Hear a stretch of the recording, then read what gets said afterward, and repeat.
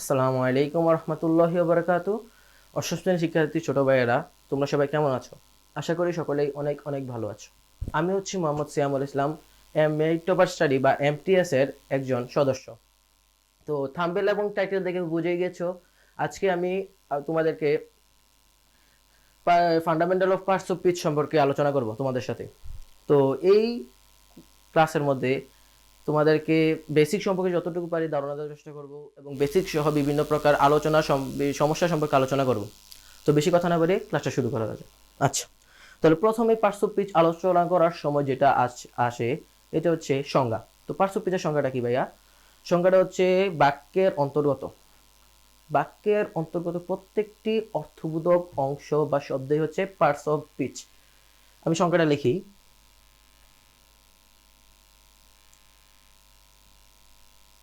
বাক্যের অন্তর্গত, অন্তর্গত মানে কি ভাইয়া? যে বাক্যের ভিতর যা যা আছে, মানে সবকিছুই, মানে বাক্যের অন্তর্গত মানে কি বাক্যের ভেতর যা কিছুই আছে অন্তর্গত প্রত্যেকটি, মানে কি ভাইয়া সবগুলোই, প্রত্যেকটি অর্থবোধক বোধক শব্দ বা অংশ হচ্ছে, সরি মিস্টেক,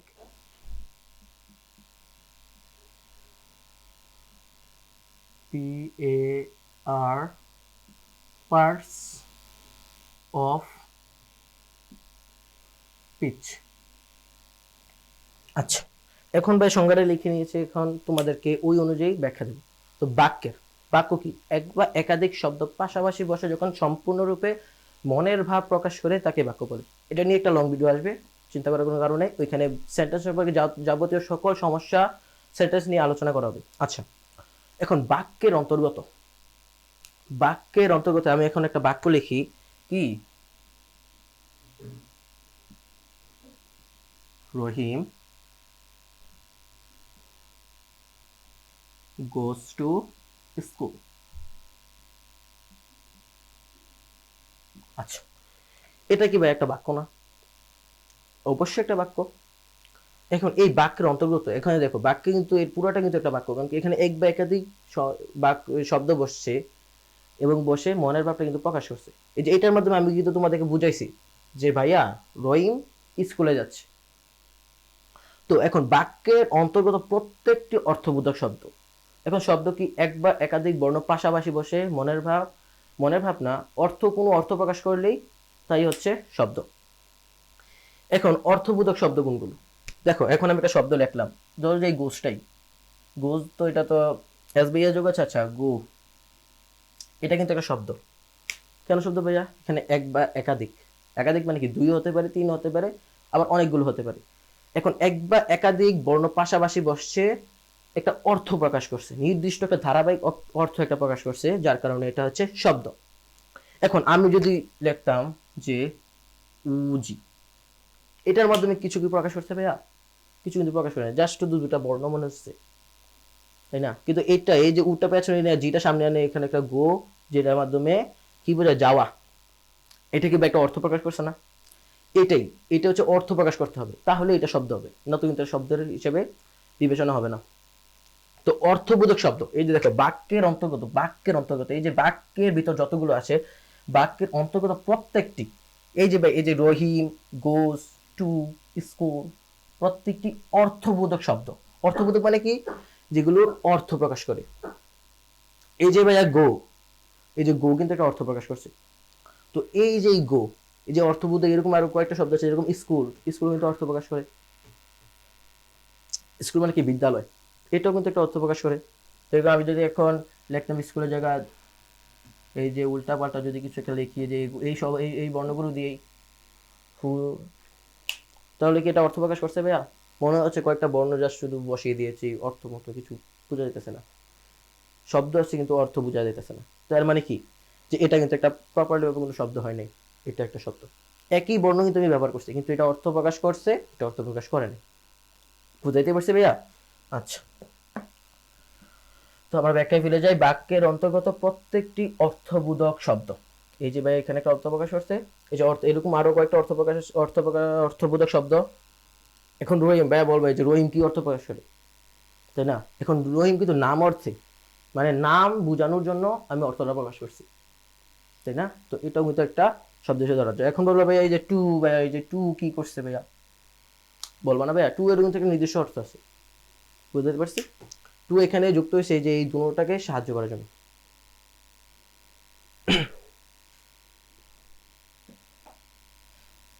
তো এখন অংশ হচ্ছে, অংশ, এই যে প্রত্যেকটা অংশ এক একটা পার্টস অফ স্পিচ। মানে এই যে ভাই এই যে রহিম, এটা একটা parts of speech, goes parts of speech, two parts of speech, school parts of speech, বুঝতে পারছি? একটা বাক্যের যতগুলো অংশ থাকবে সবগুলো হচ্ছে পার্টস অফ স্পিচ। এখন ভাই আমি যদি ইংরেজিতে লিখি, যারা ইংলিশ মিডিয়ামে পড়ো বা ইংলিশ ভার্সনে পড়ো তাদের জন্য তো লিখতে হবে। আচ্ছা, তাদের জন্য লিখি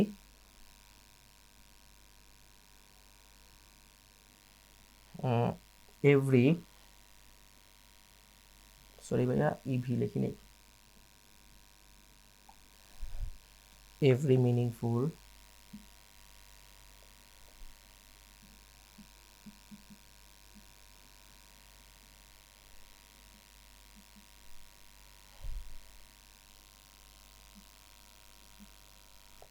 word used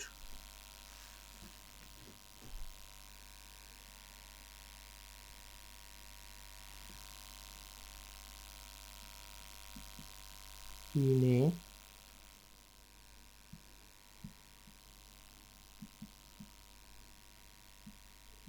is called a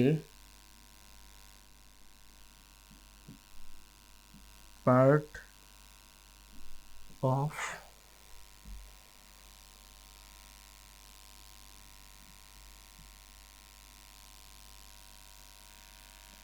আচ্ছা, তো ভাই এখানে আমি কি লিখছি, এভরি মিনিংফুল মানে প্রত্যেকটি অর্থবোধক ওয়ার্ড শব্দ ব্যবহৃত হয় ইন এ সেন্টেন্স, মানে সেন্টেন্সে বা বাক্যে ব্যবহৃত হয়, এটিকেই বলা হয় পার্ট অফ স্পিচ, বা বাংলাতে যদি বলি পদ।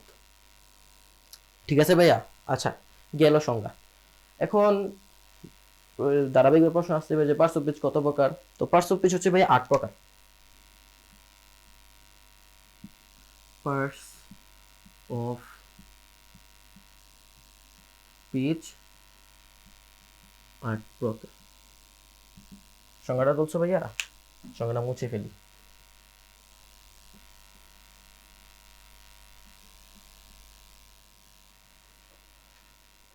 আচ্ছা, পার্টস অফ স্পিচ 8 প্রকার। এখন কি কি সেগুলো? এক, না ওয়ান, সরি ইংরেজি class, one noun, two pronoun, three adjective,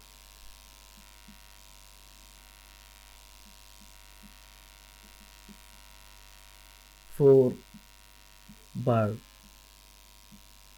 5 adverb, 6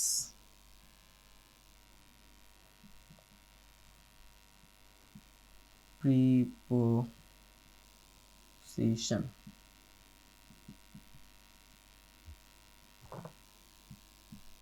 7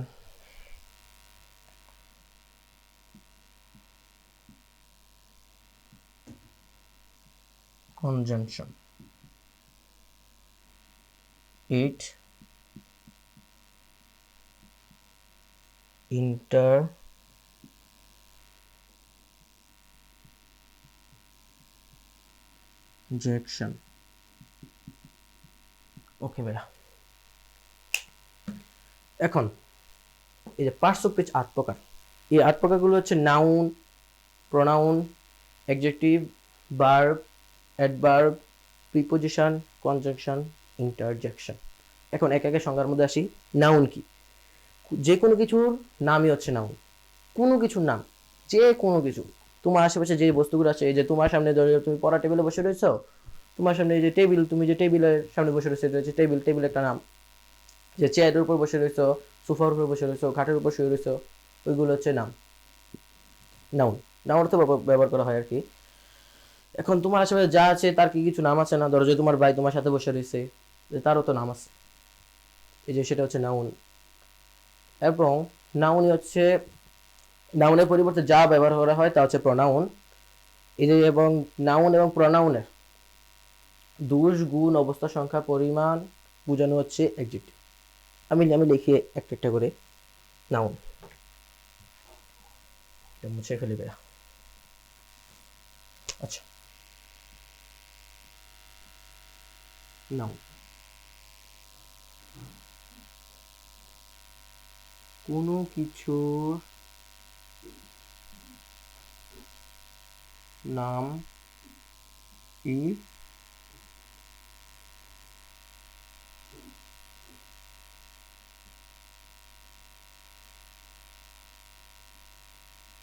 হচ্ছে নাউন। আচ্ছা ভাই, যে কোনো কিছুর নামে হচ্ছে নাউন। এখন ভাই একটা উদাহরণ দিই। কি উদাহরণ দেবো? আগেরটাই দিই, আগেটা দিয়ে যদি শুরু করছি, রহিম গোস টু স্কুল। এখন এখানে এই যে পুরোটা সেন্টেন্স নাউন কোনটা ভাইয়া? আমি আগে বলছি কোনো কিছুর নামই হচ্ছে নাউন। এখানে এই যে রহিম, রহিম কিন্তু একটা নাউন। কেন ভাইয়া? আমরা রহিমকে কোন অর্থে ব্যবহার করি? ডাকার অর্থে। বলে এই যে রহিম ভাই এদিকে আসো, করি না? তো কোনো কিছুর নামই হচ্ছে নাউন। বুঝতে পারছি? এখন এটাকে যদি আমি আলাদা করে যদি নিয়ে আসি, ধরো যে এই সেন্টেন্সটা পুরোটার মধ্যে এটাই, তো ভাইয়া এটা কি সেন্টেন্স একটা অংশ না? আমাদের তো এই যে ইয়ার সংখ্যার মধ্যে পড়েই যে একটি বাক্যের অন্তর্গত বা কয়েক এই বাক্যের অন্তর্গত প্রত্যেকটি অর্থবোধক অংশই হচ্ছে পার্টস অফ স্পিচ, তাই না? তো এই যে এটা তো নাউন, মানে পার্টস অফ স্পিচ তো ৮ প্রকার। এই যে ৮টা প্রকার, এর মধ্যে প্রথমটার মধ্যে হচ্ছে নাউন। তো নাউনের অর্থে কি পড়ে না? অবশ্যই ভাই আমাদের সংজ্ঞার সাথে মিলে যেতেছে, এবং নাউনের সংজ্ঞা হচ্ছে কোনো কিছু নামই হচ্ছে নাউন, তো অবশ্যই এটা নাউন। আচ্ছা, গেল নাউন। এখন প্রনাউন।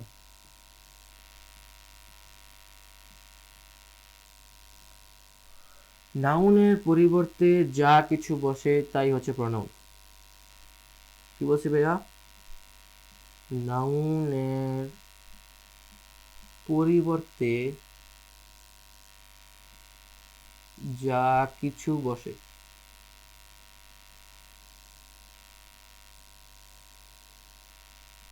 তাই প্রনাউন। আচ্ছা ভাইয়া, নাউনের পরিবর্তে যা কিছু বসে, ঠিক আছে ভাইয়া? ধরো যে এখানে আমি রহিম লিখলাম, আগেরটাই লিখি, রহিম গোস টু স্কুল। এখন এর পরিবর্তে যে রহিম, আমরা কি বলছি নাউন, তো রহিম আগেই বলছে একটা নাউন। স্কুলও কিন্তু একটা নাউন, কারণ কি স্কুল হচ্ছে অর্থ হচ্ছে বিদ্যালয়, বিদ্যালয় কিন্তু একটা নাম, তাই না?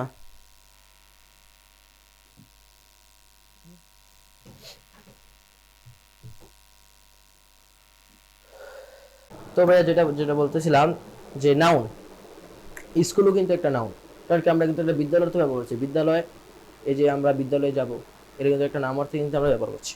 আচ্ছা, ওইখানে না যাই, তো যেটা যেটার মধ্যে ছিলাম যে প্রনাউন। তো রহিম কিন্তু একটা প্রনাউন, আমরা রহিমের পরিবর্তে কিন্তু অন্য কিছু লিখতে পারি। রহিমের পরিবর্তে আমরা কিন্তু হি চাইলে কিন্তু হি ব্যবহার করতে পারি। হি অর্থ কি? সে। এটা এটা কিন্তু একটা শব্দ। আমরা কিন্তু তা, সে, তাকে বুঝিয়ে অর্থ প্রকাশ করছি। He, he goes to school.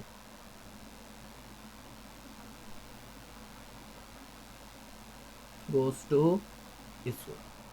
তো ভাইয়া রহিম গোস টু স্কুল, যে রহিম স্কুলে যায়, যে কথা রহিমের পরিবর্তে হি লিখি যে সে স্কুলে যায়, তাকে দেখি যে আমি বলি যে সে স্কুলে যায়, তাহলে কি একই অর্থ প্রকাশ করবে না? এই জন্য এটাকে বলে প্রনাউন। এই যে রহিমের পরিবর্তে যে হি যে ব্যবহার হলো, এটাই হচ্ছে প্রনাউন। বুঝতে পারছি ভাইয়া? আচ্ছা, তারপর আসি অ্যাডজেক্টিভ। অ্যাডজেক্টিভ হচ্ছে নাউন প্রোনাউনের দুই গুণ অবস্থা সংখ্যা পরিমাপকেই বোঝায়। বুঝতে পারছো ভাইয়া? আচ্ছা বিস্তারিতভাবে বলি অ্যাডজেক্টিভটা আসলে কি।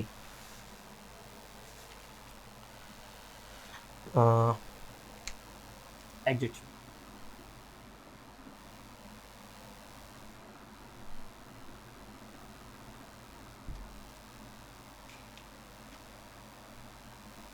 ছোট ছোট হয়ে গেছে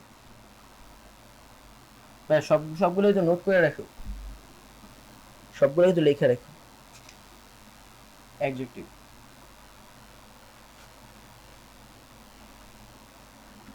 আচ্ছা, যেটা বলতেছিলাম ভাইয়া নাউন এবং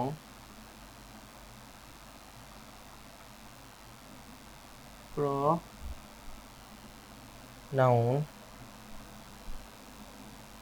এর দোষ গুণ অবস্থান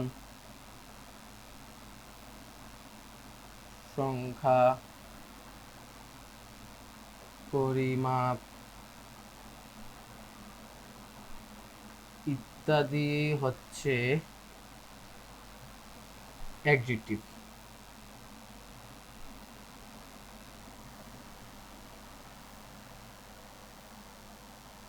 ঠিক আছে ভাইয়া, এখন চলো ব্যাখ্যার মধ্যে যাই। নাউন এবং প্রোনাউন মানে কি, নাম, কোনো কিছুর নাম বা নামের পরিবর্তে ব্যবহৃত হওয়া যে প্রোনাউন আছে এর দোষ, এর কি দোষ থাকতে পারে না, যে he is a bad boy, এর মানে কি তার দোষ কি, বা ধরো যে তার অবশ্যই দোষ আছে, কারণ কি সে খারাপ ছাত্র কেন হবে, খারাপ ভালো কেন হবে। গুণ, হি ইজ এ গুড বয়, তার কিন্তু একটা গুণ, সবাই কিন্তু ভালো, সে ভালো হতে পারে না, এটা কিন্তু তার একটা গুণ। অবস্থান, সে কোন অবস্থানে দাঁড়িয়ে আছে, অবস্থান হতে পারে সংখ্যা, এই যে কোনো এই যে 1 2 3 যে আমি যে সংখ্যাগুলো রাখলাম এটাও হতে পারে। আবার পরিমাপ, যে আমি 1 কেজি চাল কিনলাম, 1 কেজি ডাল কিনলাম, এটাও কিন্তু একটা পরিমাপ। ঠিক আছে ভাইয়া, লিখি তামিম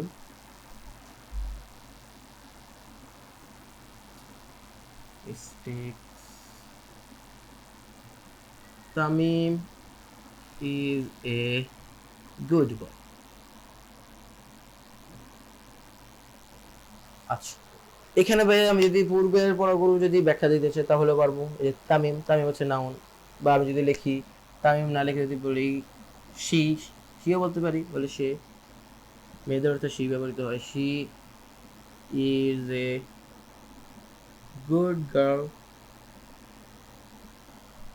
আচ্ছা, Tamim is a good boy.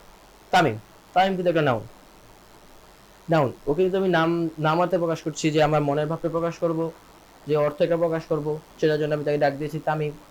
Tamim is a good বয়, এই যে ভাই যে এখানে যে গুড যে আছে, এটা কিন্তু তার গুণ, এটা তার বৈশিষ্ট্য, যে গুণ, সে একজন ভালো ভালো ভালো ছেলে, এই জন্য এটা হচ্ছে adjective. She is a good girl, সে একজন ভালো মেয়ে, এটা এখানে কিন্তু এই যে শি, এই যে আমি একটু আন্ডারলাইন করে দিই তাহলে তোমাদের বুঝতে সুবিধা হবে। এই যে তামিম কি, তামিম হচ্ছে একটা নাউন, শি, সে এই যে বালিকা, সে কিন্তু বালিকা অর্থে ব্যবহার করা হয়, এই যে বালিকাটা আছে এখানে, এখানে আছে বা ওইখানে আছে, সে হচ্ছে ভালো মেয়ে। বুঝতে পারছি ভাইয়া? আচ্ছা, তো এখানে, তো এখন অ্যাডজেক্টিভ কোনগুলো, তো অ্যাডজেক্টিভের নিচে আন্ডারলাইন করে দিই, এগুলো হচ্ছে অ্যাডজেক্টিভ। বুঝতে পারছি ভাইয়া? আচ্ছা, এগুলো কিন্তু গুণ। এখন ধরো যে আমি যদি লিখলাম হি গিভ মি 10 টাকা,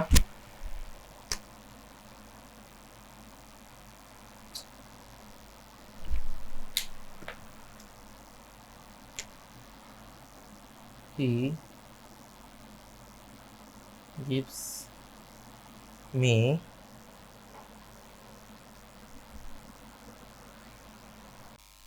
তো ভাই যেটা বলতেছিলাম, হি গিভস মি 10 টাকা, 10 টাকা।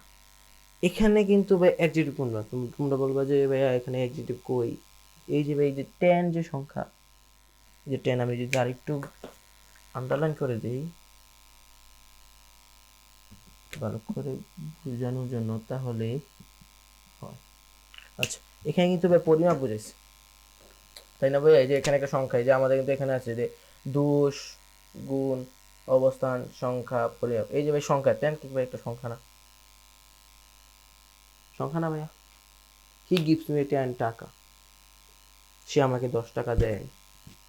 এখানে বুঝতে পারছি ভাই অ্যাডজেক্টিভ। আচ্ছা, এখন এরপরে কি আছে ভাইয়া? ভার্ব। ভার্ব কি? কোনো কিছু করাই হচ্ছে ভার্ব। এই যে তুমি যে দেখতেছো, এই যে মোবাইলটা হাতে নিয়ে যে আমাদের ক্লাসটা দেখতেছো, এই তুমি দেখো কাজ করতেছো, তাই না? এই যে বসে রয়েছে, বসে থাকা কিন্তু একটা কাজ,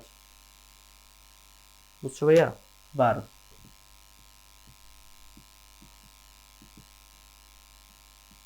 কোনো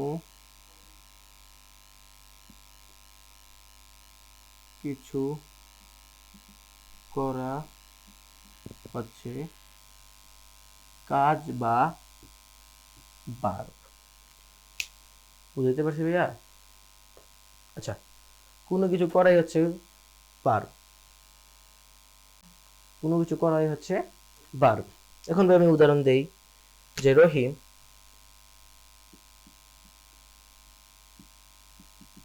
রহিম goes to school। এখানে ভাইয়া রহিম, আমরা যদি আগের পূর্বের আবার যদি পড়া রিভিশন দিতে যাই, যে পার্শ্ব পিছিয়ে বলে বাক্যের অন্তর্গত, এই যে পুরোটা বাক্য এর অন্তর্গত প্রত্যেকটি অর্থবোধক অংশ, যে রহিম গোস টু, এগুলো হচ্ছে পার্শ্ব পিচ। এই যে রহিম নামার্থে, এটা হচ্ছে একটা নাউন, স্কুল নাউন, রহিমের পরিবর্তে যা ব্যবহার করা হবে হি গোস টু স্কুল, হি হচ্ছে কি প্রোনাউন।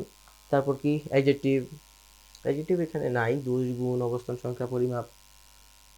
এই যে আচ্ছা অবস্থান আছে, এই তো যেটা হোক। তারপর এই যে বার্ব, বার্বটাই কাজ করা, কোনো কিছু করাই হচ্ছে বা। সেখানে কি করছে? সে হাঁটতে হাঁটতে যাইতেছে, রহিম যাচ্ছে, হি গোজ টু স্কুল। তো এখানে গোজ হচ্ছে বার্ব, ঠিক আছে ভাইয়া? এই যে গোজটা হচ্ছে বার্ব। বুঝতে, যে কোনো কিছু করা, যে কোনো কিছু করা। এই যে তুমি যে পানি পানি খাবা, এটা হচ্ছে বার্ব। তুমি যে বসে থাকবা, এটা বার্ব। তুমি যে লেখবা, এটা বার্ব। বুঝতে পারছি ভাইয়া? এই তুমি যদি বলো যে ভাইয়া ঘুম কি বার হবে না, অবশ্যই হবে, ঘুমও বার হবে। তুমি যেটাই করবা, এই যে আমরা সারাদিন কিছু না কিছু করি, এই যে তুমি যদি বসেও থাকো, এটাও কিন্তু তোমার কাজ করে হচ্ছে। বুঝতে পারছি ভাইয়া? আচ্ছা, কোনো কিছু করাই হচ্ছে ভার্ব বা কাজ। তারপর আসে ভাইয়া অ্যাডভার্ব। অ্যাডভার্বটা আসলে কি ভাইয়া? অ্যাডভার্বটা হচ্ছে নাউন প্রোনাউনকে বিশেষভাবে তোলে। নাউন প্রোনাউন না, আরো যেমন অ্যাডজেক্টিভকেও বিশেষভাবে তৈরি করে, বা ভার্বকে, নাউন প্রোনাউন ভার্বকে বিশেষভাবে বিশেষভাবে এটা উপস্থাপন করবে। যেরকম সে যাচ্ছে, হি ওয়াক, সে হাঁটছে। কিন্তু এখন তুমি যদি বিশেষভাবে, মানে তুমি যদি একটু মডিফাই করতে চাও, একটু সুন্দর বানাতে চাও, তাহলে তুমি বলবা হি ওয়াক স্লোলি, সে ধীরে ধীরে হাঁটছে, সে হাঁটতেছে। কিভাবে হাঁটতেছে? হি ওয়াক স্লোলি, সে ধীরে ধীরে ভাবে হাঁটতেছে। বুঝাইতে পারছি তো ভাইয়া? আচ্ছা, অ্যাডভার্ব।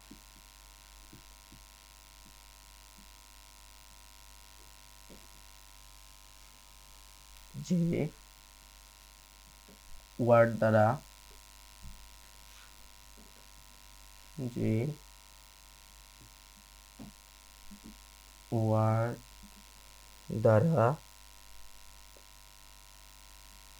ওয়ার্ড দ্বারা অ্যাডজেক্টিভ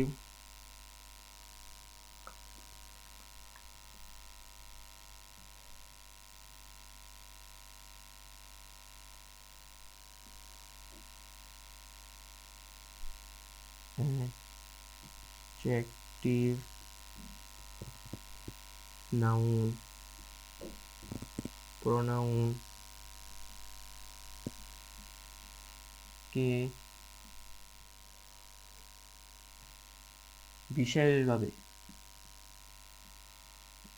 বিশেষভাবে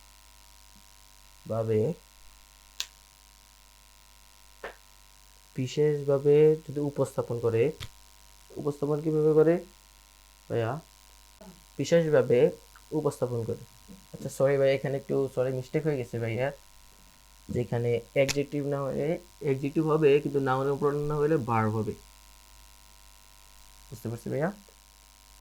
যে ওয়ার্ড দ্বারা মানে কি, যে শব্দ দ্বারা অ্যাডজেক্টিভ বা ভার্বকে বিশেষভাবে, মানে তুমি যাইতেছো সাধারণ, কিন্তু এটা আরেকটু বিশেষভাবে, মানে আরেকটু একটু উপরের লেভেলে, আপার লেভেলে যদি নিয়ে যেতে চাই, তাহলে তুমি হাঁটতেছো, তুমি হাঁটছো, হাঁটতেছিলা, you you walk, you walk very slowly. বুঝতে পারছি ভাইয়া? আচ্ছা, এখন বিশেষভাবে উপস্থাপন করা হচ্ছে অ্যাডভার্ব। আচ্ছা, এখন ভাই আমি যদি উদাহরণ দেই, যে হি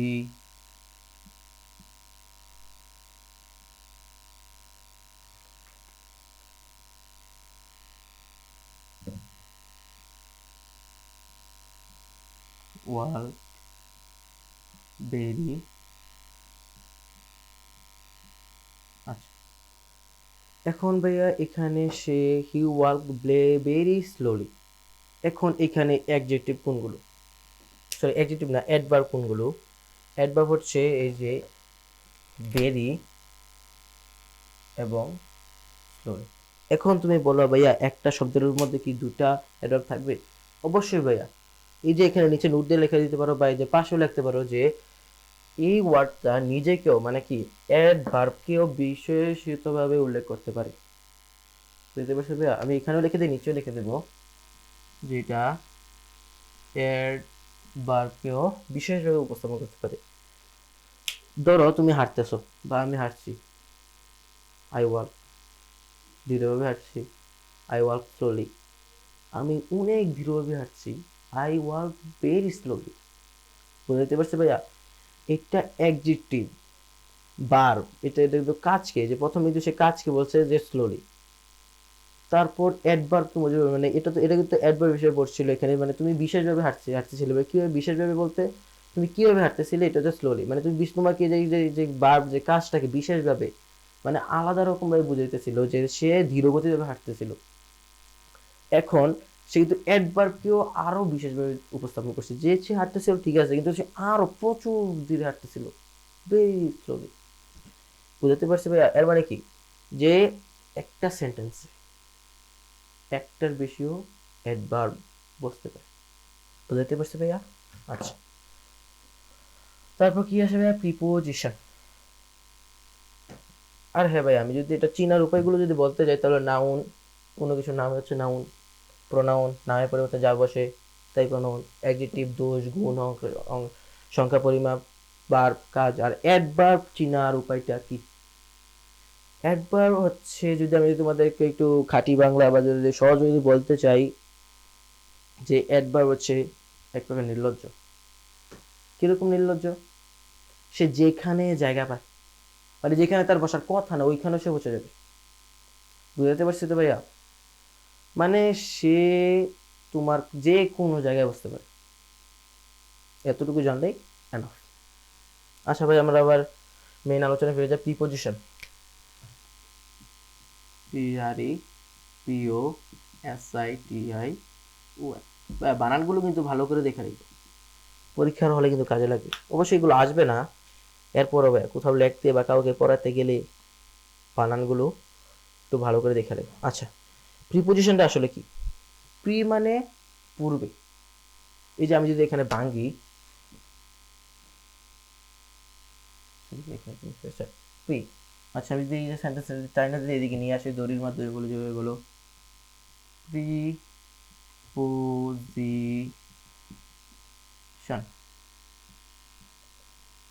আচ্ছা ভাই, এখানে দেখো তো ভাই, তোমার কি মনে হচ্ছে না যে এটা এখানে এই জায়গায় দুটা ভাগ লাগতেছে, যে এখানে প্রি একটা ভাগ, পজিশন একটা ভাগ, দুটা ভাগ লাগতেছে না ভাইয়া?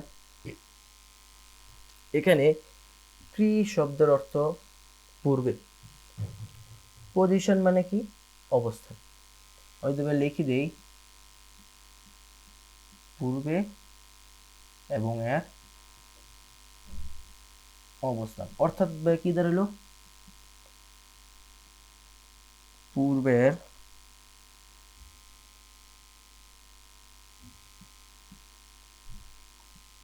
অবস্থান। বুঝতে পারছো ভাইয়া? আচ্ছা, এখন ভাইয়া সংজ্ঞাটা কি? সংজ্ঞাটা হচ্ছে ভাইয়া যে ওয়ার্ড কোনো নাউন, যে ওয়ার্ড, ধরো আমি একটা যদি ওয়ার্ড লিখি রাহিম ইজ, যে রাহিম ওয়েন্ট টু স্কুল লিখতে পারি, গোস টু লিখতে পারি। আচ্ছা, সহজ একটা ইয়ে দিই, দা PLAYERS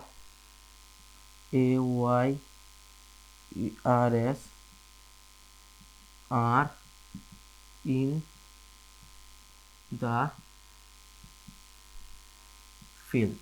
আচ্ছা, the players are in the field. তো সুতরাং এখন আমরা যদি লিখি, যদি সংখ্যাটা কিরকম হবে, যে ওয়ার্ড দ্বারা, মানে এই যে বাক্যগুলোর মধ্যে যে কোনো একটা ওয়ার্ড হতে পারে, মানে কোন ওয়ার্ডটা আমরা তো জানি না, মানে এই সংখ্যার মধ্যে লিখতে হবে যে যে ওয়ার্ড দ্বারা নাউন বা প্রোনাউনের পূর্বে বসে, নাউন হতে পারে, প্রোনাউনের হতে পারে, নাউন বা প্রোনাউনের পূর্বে বসে সেন্টেন্সের অন্য কোনো ওয়ার্ড, বুঝতে পারছো ভাই? যে কোনো, মানে নাউনও হতে পারে, প্রোনাউন হতে পারে, যে কোনো, মানে নাউন এবং প্রোনাউনের সামনে বসে সেন্টেন্সের যে কোনো বা অন্য কোনো ওয়ার্ডের সাথে সেই নাউন বা প্রোনাউনকে নির্দেশ করে তাকে প্রিপোজিশন বলে। আচ্ছা ভাই, আমি লিখি লিখি তোমাদের বুঝাই। যে ওয়ার্ড দ্বারা, যে ওয়ার্ড দ্বারা কোনো নাউন বা প্রোনাউন এর পূর্বে বসে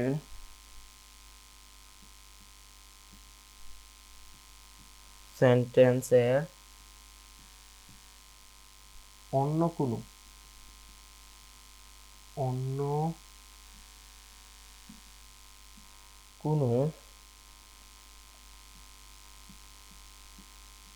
ওয়ার্ড এর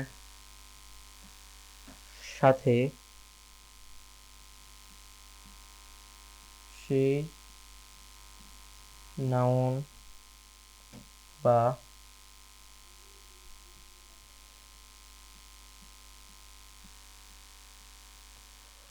প্রোনাউন এর সম্পর্ক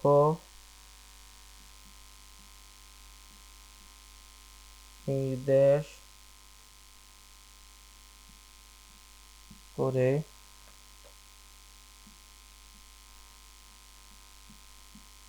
তাকে প্রিপোজিশন বলে। সেটাকে মুছে ফেলি, তাকে preposition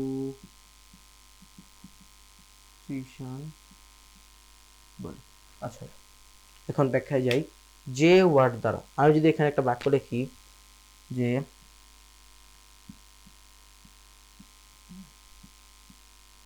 the book is on the table। আচ্ছা, এখানে একটা বাক্য লিখছি না? তো এখানে যে ওয়ার্ড দ্বারা কোনো নাউন এবং প্রোনাউন, এই যে এখানে কিন্তু নাউন এবং প্রোনাউন আছে, আগে আমাদেরকে জানতে হবে নাউন এবং প্রোনাউন। পূর্বে আলোচনা করছে যে কোনো কিছু নাম আছে নাউন, এবং নাউনের পরিবর্তে যা কিছু বসবে তাই হচ্ছে প্রোনাউন। তখন আমি যদি দেখি ভাই, এখানে কিন্তু দুটা নাউন আছে, যেরকম দা বুক মানে বইটা, বই, বই কিন্তু একটা নাউন। আমরা যদি বইয়ের অর্থে শুধু ব্যবহার করি নাউন, প্রোনাউন কি, বইয়ের পরিবর্তে যদি বলতাম ওইটা, দ্যাট, এটা প্রোনাউন হতো। আচ্ছা, তাহলে এখানেই বুঝাই এই সেন্টেন্স দ্য বুক, তাহলে বুকটা হচ্ছে একটা নাউন, এবং দ্য টেবিল, টেবিলও কিন্তু একটা নাউন। আমি তো বলছি এই যে ওই বইটা ওই যে টেবিলের উপরে আছে, টেবিলের উপরে আছে, আমি তো টেবিলে নির্দিষ্ট করে বলছি অর্থ অনুসারে, বা অর্থ যে মানে ও টেবিল অর্থ তো টেবিল, মানে ওর নাম নাম ধরে রাখছি। তো এখানে নাউন করে দুইটা, দাগিয়ে দিই সুবিধা হবে। বুক, টেবিল। এখন ভাই আমাদের ব্যাখ্যা অনুযায়ী যে ওয়ার্ড দ্বারা কোনো নাউন বা প্রনাউনের পূর্বে বসছে, মানে এখানেও বসতে পারতো, এখানেও বসবে, নাউনের পূর্বে নাউনের প্রনাউনের পূর্বে বসে সেন্টেন্স, মানে এই যে পুরোটা সেন্টেন্সের অন্য কোনো ওয়ার্ড এর সাথে সেই নাউন বা প্রনাউনের সম্পর্ক নির্দেশ করে। এখানে দেখো আমি যদি দেখাই যে প্রনাউনটা আগে, প্রিপোজিশনটা আগে আগে, তাহলে হবে এই যে অন। ভাইয়া এখানে এই অনটা কিন্তু নাউন এর আগে আগে বসছে, নাউনের আগে বসছে। নাউনটা কি? The table. এই যে নাউন এবং প্রনাউনের পূর্বে বসে সেন্টেন্সের অন্য কোনো ওয়ার্ডের সাথে এই যে ওয়ার্ডের সাথে নাউন বা প্রনাউনের এই যে একটা সম্পর্ক নির্দেশ করে, তাকে প্রনাউন বলে। বুঝতে পারছি ভাইয়া? আচ্ছা ভাই, এটা কিন্তু বেসিক ক্লাস, পরবর্তীতে প্র্যাকটিস ক্লাস আবার করানো হবে তোমাদেরকে। আমাদের সবাই কিন্তু বাস্তব পিচকে কিন্তু গুরুত্ব দিতে হবে, তার কারণ এখান থেকে কিন্তু গ্যাপ ফিলিংস আসবে, ওইখানে কিন্তু বাস্তব পিচের অনেক গুরুত্ব আছে। কারণ কি তোমরা কোনটা নাউন এবং কোনটা প্রনাউন, কোনটা অ্যাডজেক্টিভ, কোনটা বার, কোনটা অ্যাডভার্ব, প্রিপোজিশন, কনজাংশন, ইন্টারজেকশন, কোনটা কোথায় বসবে সেটা কিন্তু ভালো করে কিন্তু লক্ষ্য করতে হবে। ঠিক আছে ভাইয়া? আচ্ছা, তো কোনটা কোনটা গেল? নাউন গেল, কোনো কিছু নাম কি নাউন, একটু রিভার্স দেয় এবার। প্রনাউন, নামের প্রতি যা কিছু বোঝায় তাই প্রনাউন। অ্যাডজেক্টিভ, নাউন প্রনাউন, দোষ গুণ অবস্থান সংখ্যা পরিমাপ। বার, কোনো কিছু কাজ করে কে বার বলে। অ্যাডভার্ব, এই যে বার এবং অ্যাডজেক্টিভ বিশেষভাবে বা সে নিজে অ্যাডভার্ব কি এবার বিশেষভাবে বিশেষভাবে উপস্থাপন করে যাচ্ছে অ্যাডভার্বের কাজ। প্রিপোজিশন কি? নাউন এবং প্রনাউনের পূর্বে বসে নাউনের অন্যান্য নাউন বা প্রনাউনের অন্য একটা সাথে শব্দের সাথে যে সম্পর্ক যে স্থাপন করে, সেটাই হচ্ছে কি? প্রিপোজিশন। আচ্ছা, কনজাংশনটা আসলে কি? কনজাংশন হচ্ছে কি ভাইয়া? যুক্ত করার যে শব্দগুলো ওইগুলি, যেরকম আমি যদি বলি অ্যান্ড, বাট, অর। বুঝতে পারছি ভাইয়া? এগুলো আছে, এগুলো দুইটা শব্দ, দুইটা ওয়ার্ড বা দুইটা যে কোনো ফ্রেজ কে জোড়া লাগায়। বুঝতে পারছি ভাইয়া? আচ্ছা, তো লিখে দিই ভাইয়া। কনজাংশন,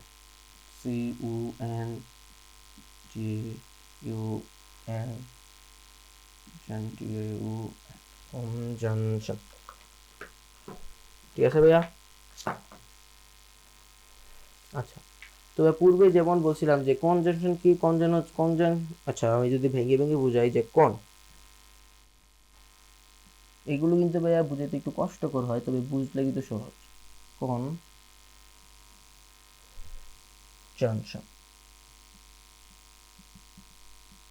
আচ্ছা ভাইয়া, তোমরা যখন প্রথম প্রথম এই শব্দটা আলোচনা করবা বা মানে উচ্চারণ করবা, বা আমিও যখন উচ্চারণ করি কোন জাংশন, এই যে ভাই কোন শব্দটা কি আগে আসে না?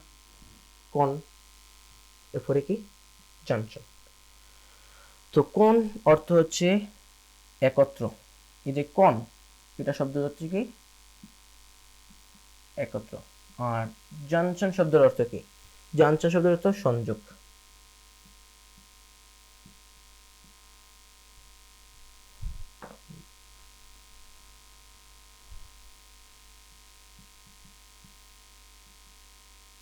বুঝতে পারছি ভাইয়া? কনজাংশন শব্দের অর্থ কি? একত্র সংযোগ, মানে যে কনজাংশন অর্থ হলো কি একত্র সংযোগ। আচ্ছা, তো আমি এখন ব্যাখ্যার মধ্যে যাই বা সংজ্ঞাটা লিখে দিই, সংজ্ঞাটা লিখে পরে ব্যাখ্যা দিব আমি। যে ওয়ার্ড দ্বারা বা যে ওয়ার্ড দ্বারা ওয়ার্ড দুই বা ততোধিক, দুই হতে পারে বা এর অধিক হতে পারে, দুই বা ততোধিক ওয়ার্ড, যেটা বলছিলাম ভাই শব্দ, ওয়ার্ড, ফ্রেজ, মানে কি ভাইয়া? বাক্যাংশ, ফ্রেজ বা সেন্টেন্স, বাক্যকে একত্রে যুক্ত করে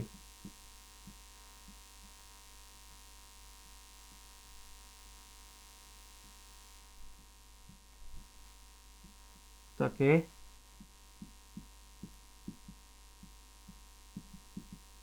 কনজাংশন বলে। বুঝতে পারছি ভাইয়া? এখন ভাইয়া এক্সাম্পল দিবেন না? অবশ্যই দেবো ভাইয়া। তো এক্সাম্পল দেই যে study hard, study hard, or you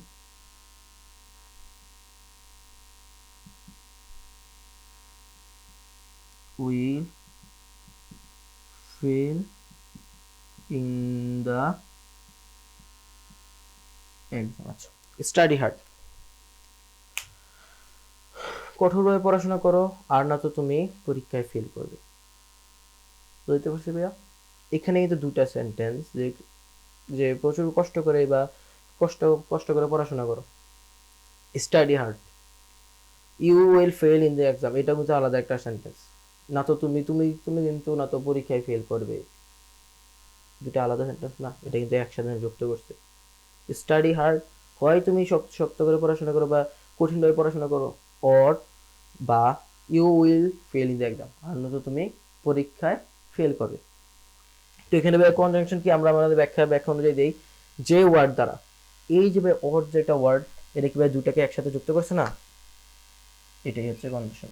তবে যে যে ওয়ার্ড দুই বা ততোধিক, মানে এটা দুইও হতে পারে, এর বেশি হতে পারে, দুই বা ততোধিক ওয়ার্ড, শব্দ হতে পারে, ফ্রেজ, বাক্যাংশ হতে পারে, বা সেন্টেন্স। এখানে দুটো সেন্টেন্স দ্বারা তৈরি করছে, তোমরা চাইলে ওয়ার্ড দিয়ে তৈরি করতে পারো, ফ্রেজ দিয়ে তৈরি করতে পারো, একত্র যুক্ত করে, অর্থাৎ কি দুটো বাক্যকে বা সেন্টেন্সকে একত্রকে যুক্ত করছে না, যে ওটার মাধ্যমে, এটাই হচ্ছে কনজাংশন। বুঝতে পারছি ভাইয়া? আচ্ছা, কনজাংশন শেষ। সর্বশেষ যেটা হচ্ছে ইন্টারজেকশন।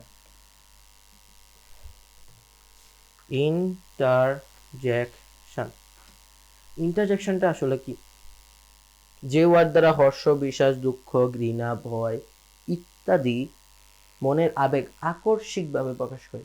মানে দেখো, তুমি মনের আবেগ প্রকাশ করছো, ইটস ফাইন, ওকে, কিন্তু তুমি আকস্মিকভাবে প্রকাশ করছো, যেরকম ছি ছি ছি, এটা ভালো না। এই যে ছি ছি যে বলে, তুমি তো ডাইরেক্ট বলতে পারতে যে না এটা ভালো না, এটা ভালো লাগতেছে না, বলো না ছি ছি ছি, এটা ভালো না। এটাই হচ্ছে ইন্টারজেকশন। বুঝতে পারছি ভাই? আচ্ছা, ইন্টারজেকশন। আচ্ছা, ইন্টারজেকশন, যে ওয়ার্ড দ্বারা মনের ভাব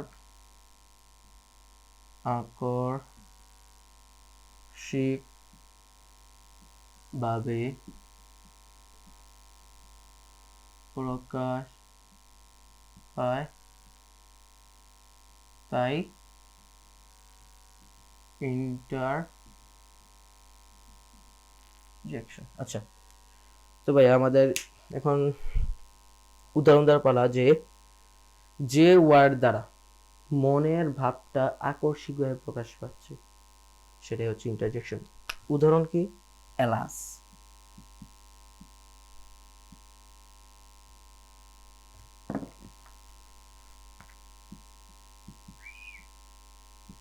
এলাস, আই এম আন্না, হায় আমার সর্বনাশ হয়েছে। আচ্ছা, এলাস, আই এম আন্ডাম। আচ্ছা ভাইয়া, এখানে একটা জিনিস খেয়াল করো, যে প্রথমে যে এলাস, ধরো আমি এটা যদি মুছে ফেলি, আই এম আন্ডাম, আমার সর্বনাশ হয়েছে, হতে পারে না ভাইয়া? আমার সর্বনাশ হয়েছে। কিন্তু আমি যদি এলাস লাগাই, যে হায় আমার সর্বনাশ হয়েছে, যে আমার মনের ভাবটা এটা আরো গভীর অর্থে প্রকাশ পেয়েছে, যে হায় হায় হায় আমার সর্বনাশ হয়ে গেছে, হুররা we have won the game, আমরা খেলা জিতেছি। আমরা কি বলে পারতাম না যে we have won the game, আমরা খেলায় জিতেছি, কিন্তু এটাকে আকস্মিকভাবে আরো প্রফুল্লভাবে আরো উৎফুল্লভাবে প্রকাশ করার জন্য কি করছে, হুররা সাবাস আমরা খেলা জিতেছি। এটা হচ্ছে ইন্টারজেকশন। বুঝতে পারছি ভাইয়া? আচ্ছা, এখন ভাইয়া আবার রিভিশন দিই প্রথম থেকে, যে বাস্তব পেজ কি? বাক্যের অন্তর্গত প্রত্যেকটি অর্থবোধক অংশ বা শব্দ হচ্ছে বাস্তব পেজ, যে এবং বাস্তব পেজ হচ্ছে 8 প্রকার: noun, pronoun, adjective, verb, adverb, preposition, conjunction, interjection. Noun কি, কোনো কিছুর নামে নাউন। প্রোনাউন কোনো কিছুর নামে পরিবর্তে যা ব্যবহার করা হয় তাই প্রোনাউন। অ্যাডজেক্টিভ নাউনের প্রোনাউনের দুইগুণ সংখ্যা পরিমাপ, এগুলি হচ্ছে অ্যাডজেক্টিভ। ভার্ব কোনো কিছু করাকে ভার্ব। অ্যাডভার্ব ভার্বের পরে ভার্ব বা অ্যাডজেক্টিভকে বিশেষভাবে বিকশিত করে এবং এটা নিজেকেও ভালো বিকশিত করতে পারে। প্রিপোজিশন